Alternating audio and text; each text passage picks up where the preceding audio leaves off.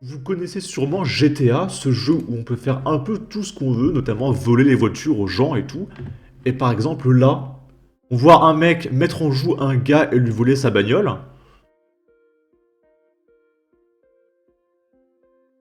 Hop. Tu vois, ça c'est GTA. Eh bien, on va voir ça. Mais en France, regardez, c'est pour les JO 2024. Les vols à la portière sur l'autoroute A1 entre Paris et Roissy inquiètent. Parce que oui, les touristes, ils doivent passer par là pour venir à Paris. Sauf qu'il y a des mecs qui courent au milieu de la route, qui arrêtent les gens. Et hop, ils ouvrent la portière, ils jartent le mec de la bagnole et ils leur prennent la voiture. C'est GTA. Pas une blague, c'est premier degré, je suis sérieux. On va regarder ça, je vais mettre des filtres anti-droit d'auteur, j'espère qu'il n'y aura pas trop de violence. Hop. Le phénomène n'est pas récent.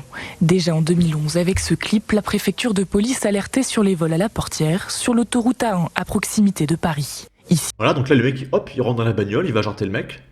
deux hommes tentent de dérober le conducteur à l'arrêt avant de prendre la fuite. Un type de vol encore fréquent sur ce tronçon très prisé des malfaiteurs qui cible les touristes en provenance des aéroports. Le tunnel J'ai hâte des JO, bordel les copains. Il va y en avoir des vidéos. du lundi où les embouteillages se multiplient est particulièrement craint par les chauffeurs de taxi. Certains jeunes profitent de cette occasion que personne ne peut les poursuivre et ils rentrent en scooter et ils cassent des carreaux et ils arrachent des sacs et ils partent avec. Alors, avec les Jeux Olympiques et son afflux de touristes attendus, l'anxiété est plus grande. Dans un courrier, la sénatrice parisienne Catherine Dumas a décidé d'alerter le ministère de l'Intérieur. L'image de Paris est vraiment en cause dans cette affaire. Les ambassades commencent déjà à communiquer auprès de leurs ressortissants. Oh putain, mais c'est la maire de Paris. Paye-toi un micro, bordel. Mais c'est horrible le grésillement, hein. Sur ce sujet. Une inquiétude plus forte pour les chauffeurs VTC, car lors des épreuves olympiques, ils n'auront pas accès à la voie pour les véhicules prioritaires sur l'A1. Ils craignent alors de se retrouver immobiles sur l'autoroute, facilitant les attaques des voleurs. On nous demande carrément de transporter des clients en toute sécurité, sachant qu'on n'a aucune voie dédiée. Et le pire, c'est que, je prends un exemple très simple, Roissy pour aller à Paris-Centre, des fois on va mettre 4 heures. Vous imaginez ? La préfecture de police assure être pleinement engagée dans la lutte contre ce phénomène, mais les malfaiteurs sont difficiles à arrêter. Ah, mais ils sont surtout beaucoup trop nombreux. Parce qu'on ne les arrête pas, ils ne vont pas en prison. Donc ils font ce qu'ils veulent. Et ils sont trop nombreux. Vous pourrez mettre toute la police de la Terre à Paris, ça sera pas assez. La ville est tombée, hein. C'est obligatoire que ces JO vont être un fiasco. Interpeller en flagrant délit, c'est toujours très compliqué.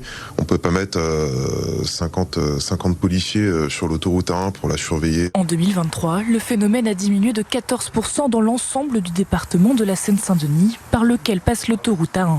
Reste à savoir si cet axe majeur bénéficie de la même tendance.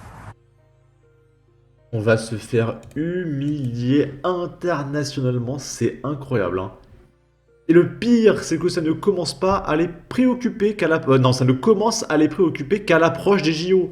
Le reste du temps, cela empoisonne la vie des Français, mais on s'en fout.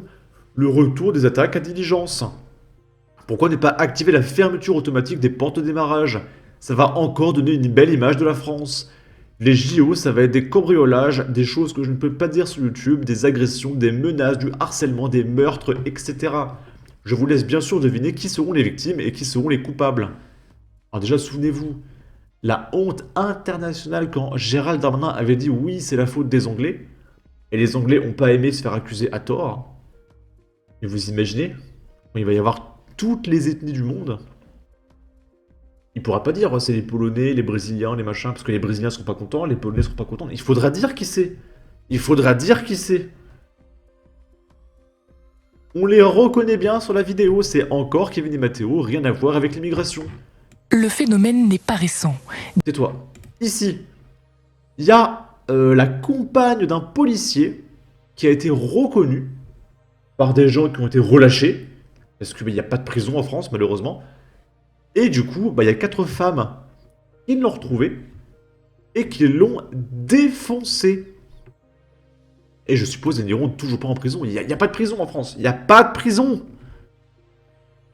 Les 4 jeunes femmes soupçonnées d'avoir violemment agressé la compagne d'un policier à Chessy, Seine-et-Marne, à Paris, après l'avoir reconnue ce mardi, sont déférées ce jeudi, a-t-on appris auprès du procureur de la République de Meaux, Jean-Baptiste Bladier. Ouais, non, elles sont relâchées encore. Ouais, mais c'est magnifique. Ça me fait plus rire, hein. Oui, oui, évidemment, ils sont relâchés. Quelle autre issue possible que la remise en liberté après un crime? Évidemment. Cette violente agression est survenue dans l'après-midi vers 17h30 alors que la victime de 33 ans se trouvait avec son fils de 13 ans sur le quai de la gare de Marne-la-Vallée, Chessy, comme l'a révélé Actu 17. 4 jeunes femmes l'ont alors roué de coups et fait chuter au sol. Durant l'agression, l'un des auteurs aurait lâché « Va sucer des choses que je ne peux pas dire sur YouTube » de flics. Nous précise le procureur qui a par conséquent décidé de retenir la circonstance aggravante correspondant au fait que la victime a été agressée car elle est la compagne d'un policier. 2 jeunes femmes majeures, 2 autres mineurs, la trentenaire et son fils, sous le choc, se sont ensuite présentés à des agents du groupe de protection et de sécurité des réseaux, la sûreté de la RATP. La mère de famille a été blessée, mais son état n'inspire pas d'inquiétude. 2 jours d'incapacité totale de travail lui ont été attribués. Elle présentait des ecchymoses aux bras ainsi qu'aux épaules. Alertés, les policiers ont rapidement localisé les 4 suspects à l'aide des vidéosurveillances. Ces dernières ont été interpellées peu après, à quelques centaines de mètres de là, sur le cours du Danube à Séris. De nationalité bosnienne, 2 sont âgés de 20 ans, les 2 autres de 16 et 17 ans. Le compagnon de la victime, affecté à la brigade des réseaux franciliens, a déjà interpellé les 4 suspects à plusieurs reprises par le passé pour des faits de vol à la tire dans les transports en commun d'après une source proche de l'affaire. Le policier de la BRF a confirmé avoir déjà croisé les mises en cause lors de déplacements privés alors qu'il était accompagné de sa femme, souligne le parquet dans un communiqué ce jeudi après-midi. Les 4 suspects vont être déférés ce jeudi au terme de leur garde à vue. Les 2 majeurs doivent être jugés ce vendredi dans le cadre d'une comparution immédiate, tandis que les 2 autres seront présentés à un juge des enfants. Évidemment. Elle doit avoir un problème psychiatrique. Retour illico en Bosnie. 10 heures de TIG et voilà, circuler, y a rien à voir. Du sursis, et encore, c'est même pas sûr. Waouh, un rappel à la loi, un Nico. Instabilité morale, un rappel à la loi.